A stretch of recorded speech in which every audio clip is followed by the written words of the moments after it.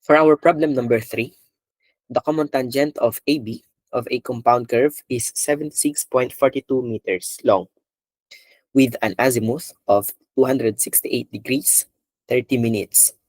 The vertex being inaccessible and the azimuth of the tangents AV and VB was measured to be 247 degrees, 50 minutes and 282 degrees, 50 minutes respectively. The stationing at A is 43 plus 010.46 and the degree of the first curve is 4 degrees. Use chord bases. A. Compute the stationing of PC. B. Compute the stationing of PCC or point of compound curvature. And C. Determine the stationing of point of tangency. So paano natin yon masosolve muna? Una, i-draw muna natin yung ating common tangent. So yung common tangent daw natin ay 76.42 meters long with an azimuth of 268 degrees, 30 minutes. So hindi naman mapapansin naman natin to guys, no, na yung azimuth natin ay naka-reference doon sa ating north meridian, no? Dahil wala namang sinabing kung anong gagamitin natin, plane surveying ba or military surveying, no? Dahil most of the time ang ginagamit natin kapag hindi in-indicate kung ano yung reference meridian natin, that is always measured from our north meridian. From our north as our reference meridian, I should say. Okay? So manggagaling yung measurement ng angle natin doon sa ating north. Okay? So i-solve muna natin. So i-draw natin muna yung ating common tangent. 268 degrees, 30 minutes, parang kunti na lang, di ba? If this is 90 degrees, this is 180. Kapag pinag-plus pa natin to, 270 na siya. So 268, almost nasa horizontal na siya guys, no? Naka-inclined lang ng konti. So let's say ito na yung ating common tangent.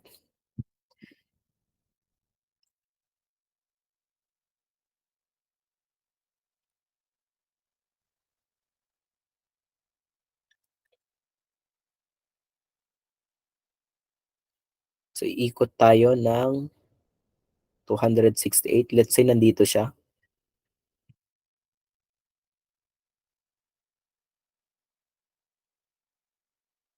Ayan. So extend ko na lang to.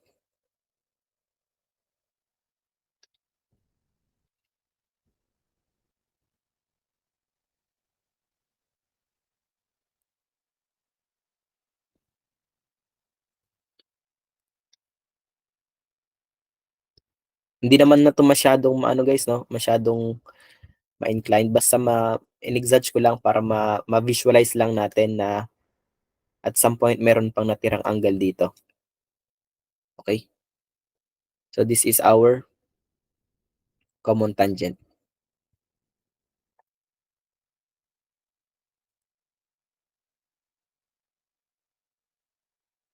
Yan, meron siyang azimuth na 268 degrees, 30 minutes. Next. So yung pangalawa, the vertex being inaccessible, the azimuth of the tangents AV and VB. So yung V natin, V is our vertex. So let's say this is our A.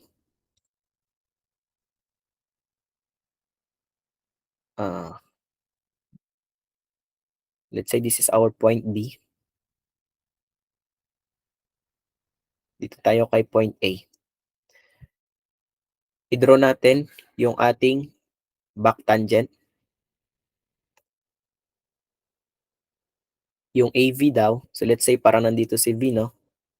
AV has an azimuth of 247 degrees, 50 minutes. So paano yun? 247. So kapag 247, at some point nandito siya guys, no? Nandito siya. So 247 to. So kapag in-extend natin to, ito siya. Let's say andito.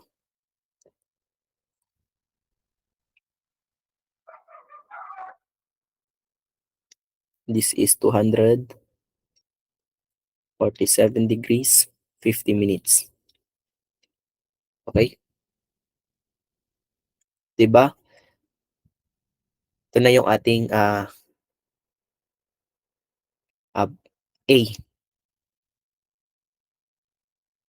Yung azimuth, kapag ito yung tangent, kapag in-extend natin, ito na yung kanyang azimuth. Next, pangalawa naman, yung ating forward tangent, kung ito yung ating forward tangent, meron daw siyang azimuth na 282 degrees. 282 degrees, di ba? Ito ay 270 degrees na. Therefore, dapat lalampas pa siya dito. Dapat nandito pa siya. Okay? So, that is 282 degrees. At some point, paganyan siya. So, kapag in-extend natin, paganyan na siya. Okay? So, let's say, nandito siguro si 282 degrees. Yan. Extend ko na. This is 282 degrees. 50 minutes. East. 50 minutes. Sorry. So, na-draw na natin yung ating common tangent with respect to their tangents. Okay? Do you have some questions kung paano nangyari to? Do you have some clarifications? Naintindihan ba, guys? Hello? Can you please heart react? Okay, thanks. So, para mas maintindihan natin to, ito yung mas maayos na drawing niya. So, let's say nandito si point of point of curvature, no? Compound curvature. Yan, nandyan na yung curve natin. Ito na siya. Okay, so ipakita ko lang yung ating mga angle.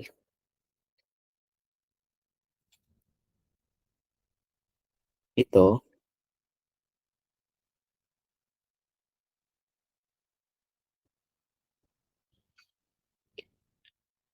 from dito ay 200,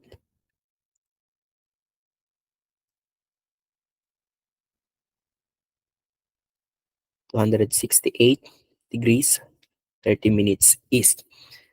Same lang siya dito, guys, no? Kapag in-extend ko yung common tangent, same lang to.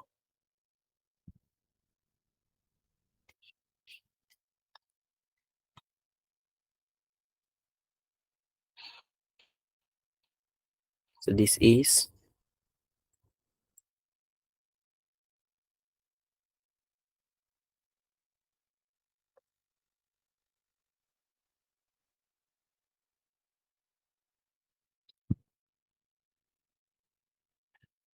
268 degrees, 30 minutes east pa rin yan. Next, ito naman, yung naka-color yellow, ito, meron siyang azimuth na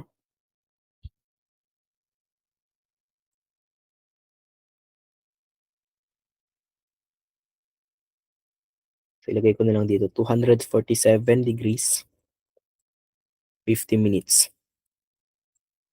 Ito naman, yung tangent na to, meron siyang azimuth na 282 degrees, 30 minutes.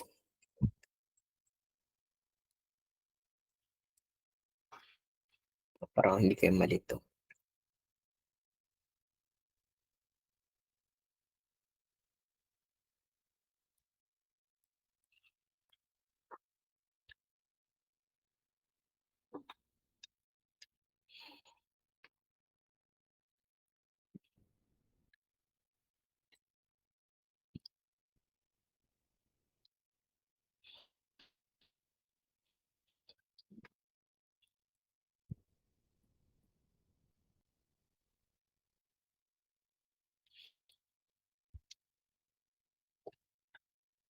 Okay? So, yan na yung ating mga azimuth. Next. Paano naman natin ngayon masosolve yung ating central angle?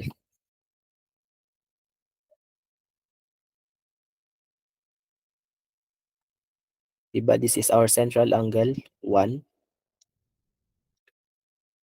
This is our central angle 2. And if this is I1, therefore this is I1 as well. And paano natin makukuha si I1? Kung mapapansin ninyo, pansinin natin to. Ito si ating common tangent, andito si ating ito, yung extension ng ating first tangent. So if this is I1, diba this is I1 as well? Therefore, I1 din ito.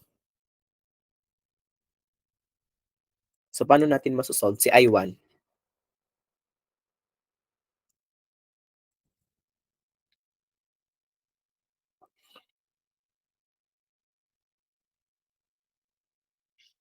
From dito, meron tayong azimuth na 247 degrees 50 minutes. Ito naman, meron tayong azimuth na 268 degrees 30 minutes. So how can we solve this angle? Tama ba? I1 will now be equivalent to 268 minus 247.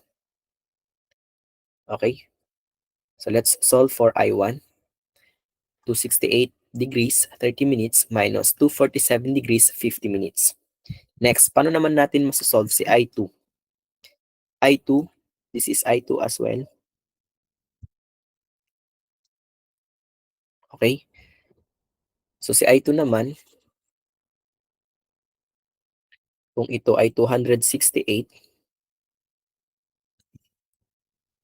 if this is 268, and if this is, 282, and if this is 200, this is 282, this is 268. So to solve for I2, that is 282 degrees 50 minutes minus 268 degrees 30 minutes. Okay? So that's our I2. So let's solve for our central angles from first curve and second curve.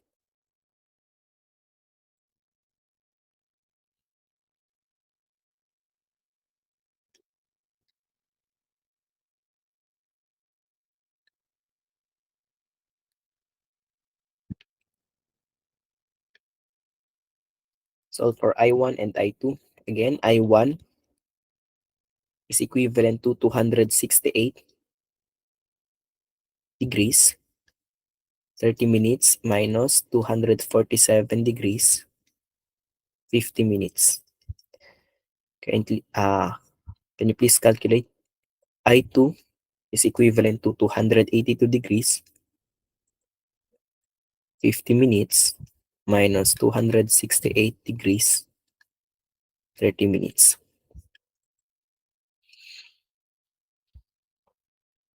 So I1 is equivalent to 20 degrees 40 minutes. And I2 is 14 degrees 20 minutes. Okay? Meron na tayong I1, meron na tayong I2.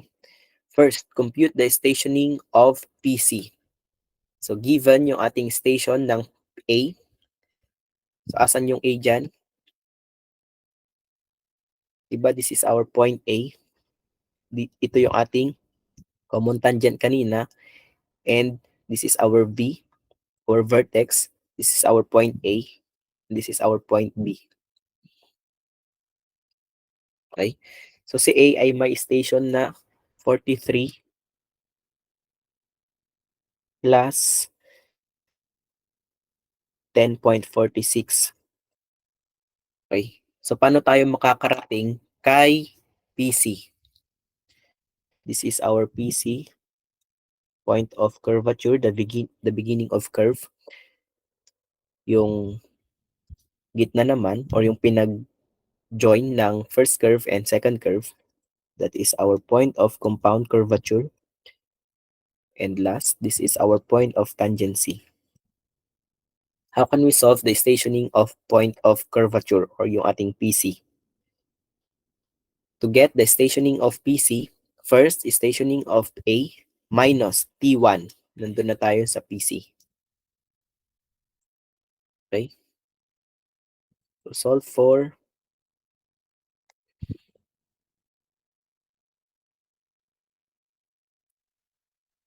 A,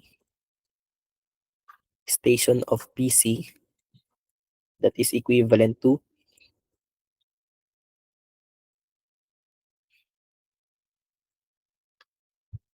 station of A minus T1. So isolve muna natin si T1. T1 is equivalent to R1 tangent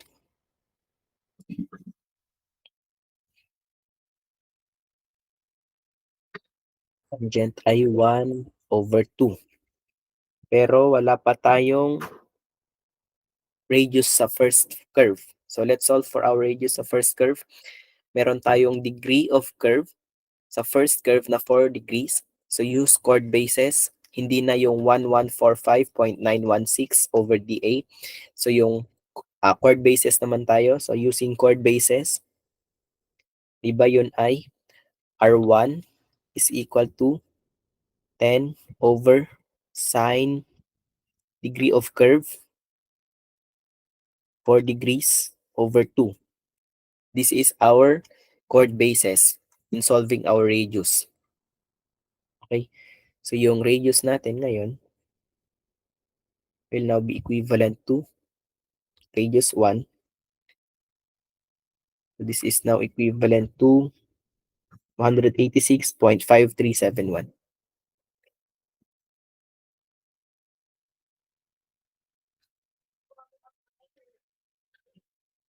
Next, we can now solve for our first tangent. So our T1 will now be equivalent to 286.5371 tangent I1. We have 20 degrees 40 minutes over 2. So T1 will now be equivalent to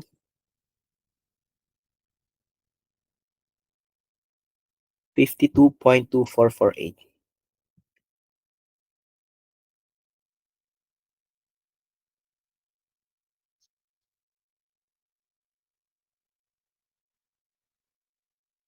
So we can now solve for the stationing of PC.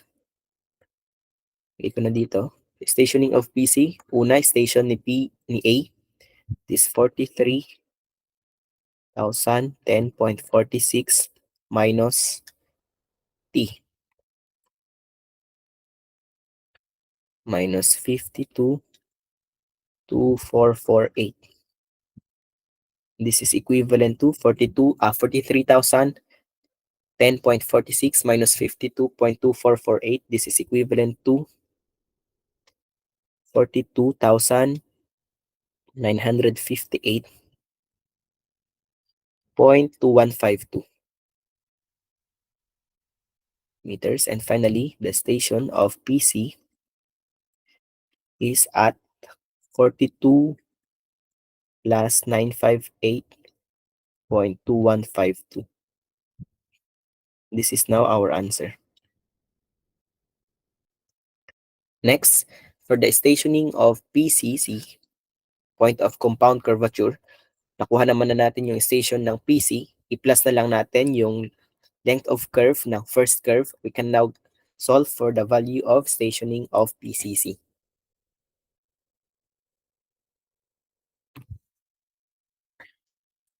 B, so stationing of point of compound curvature, that is station muna ng point of curvature plus yung length of curve ng first curve. Ito. Okay? So, solve muna natin yung length of curve ng first curve. Length of curve ng first curve, this is still our formula, pi R1 I1 over 180 degrees. So, pi R1, we have 286. Using chord basis pa rin tayo, guys, no? 286.5371.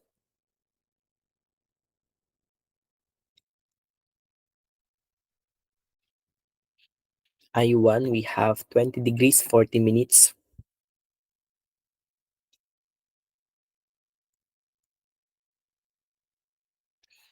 So L1 will now be equivalent to, this is now equivalent to 103.3543 meters. And finally, the station of point of compound curvature is at station ni PCC muna, 42958.2152.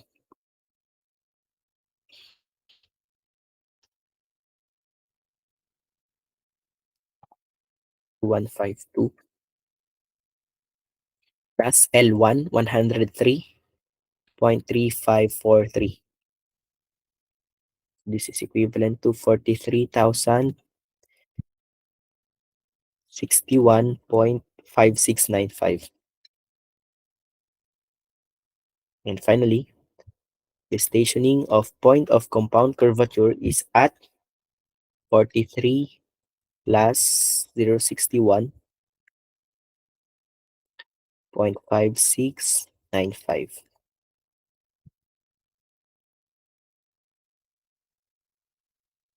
Okay, and last, to solve for the stationing of PT, how can we solve the stationing of PT?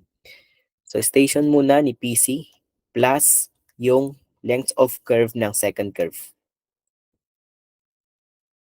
So B, station of PT is equal to stationing of point of compound curvature plus length of curve from second curve. Okay, so isolve muna natin yung L2. That is pi R2 I2 over 180 degrees. Pero wala pa tayong radius 2. Meron na ba? Wala pa. So solve muna natin si R2. Pero sabi natin kanina, how can we solve for R2? Meron tayong length of, or the common tangent, we have 76.42. So T1 plus T2 is equivalent to 76.42. Then, na-solve naman na natin kanina yung T1. T1 is 52.2448. So therefore, our T2 will now be equivalent to 76.42 minus T1, 52.2448.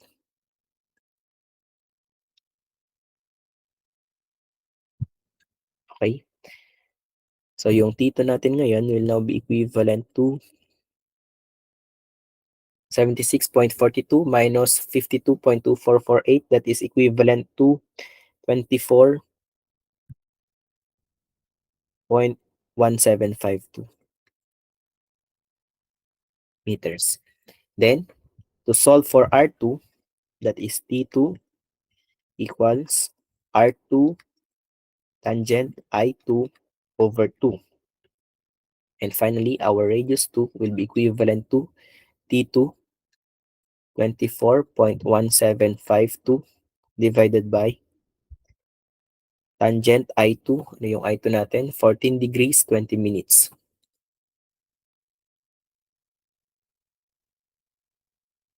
Divided by 2. So our R2 will now be equivalent to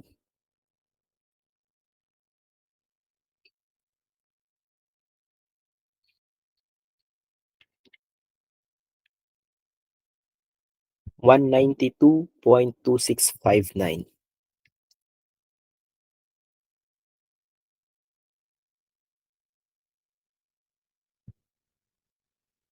Okay, so let's go back in solving our lengths of curve sa second curve. So that is equivalent to pi R2 192.2659. I2 we have 14 degrees 20 minutes over 180 degrees. And our L2 will now be equivalent to, that is equivalent now to 48.098.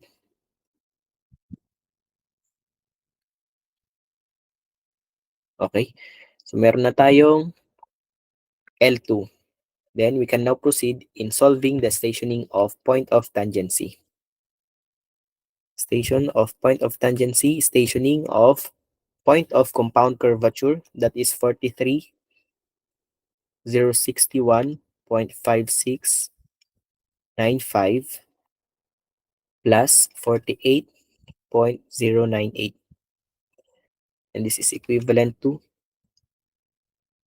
43,109.6675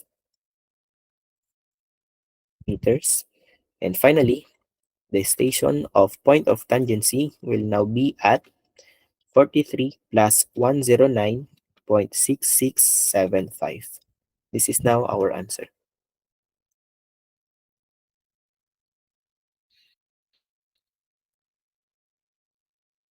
That ends our lecture for compound curve.